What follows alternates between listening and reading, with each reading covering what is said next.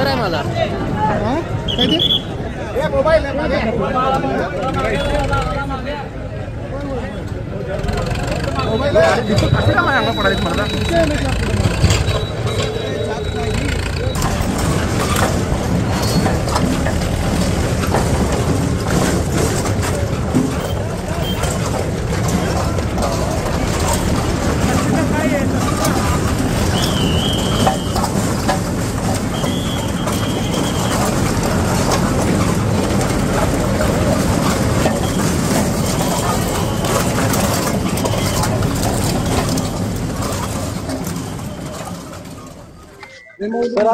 जरा पाठीमागे कारवाई करण्यात आलेली आहे. साधारण किती सायलेन्सर तरी तुम्ही बाजूला या जरा.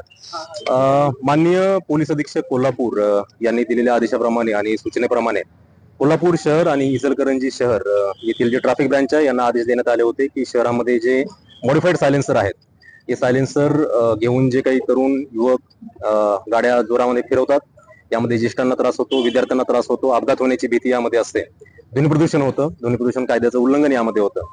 तर मोटर व्हेकल ऍक्ट नुसार यामध्ये कारवाई करण्यात येण्याचे आदेश देण्यात आले होते.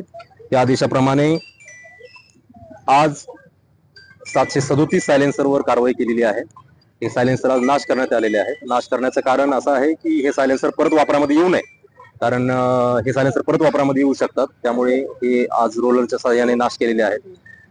शहर ट्रॅफिक आणि इचलकरंजी ट्रॅफिक या दोन्ही ट्रॅफिक ब्रँचच्या माध्यमातून 1200 वाहनांवर कारवाई झालेली आहे आणि साधारणतः 12 लाख रुपयाचा मुद्देमाल सुद्धा जप्त करण्यात आलेला आहे. कोल्हापूर शहर आणि इचलकरंजी शहरवासियांना माझं आव्हान आहे की जे कंपनीचे सायलेन्सर आहेत तेच आपण वापरावे, कुठलेही मॉडिफाईड सायलेन्सर आपण वापरू नये. यापुढे सुद्धा मॉडिफाईड सायलेन्सर असतील, ट्रिपल सीट असतील, फॅन्सी नंबर प्लेट असतील, यावर सुद्धा पोलीस प्रशासनाकडून अशाच प्रकारची कडक कारवाई केली जाणार आहे.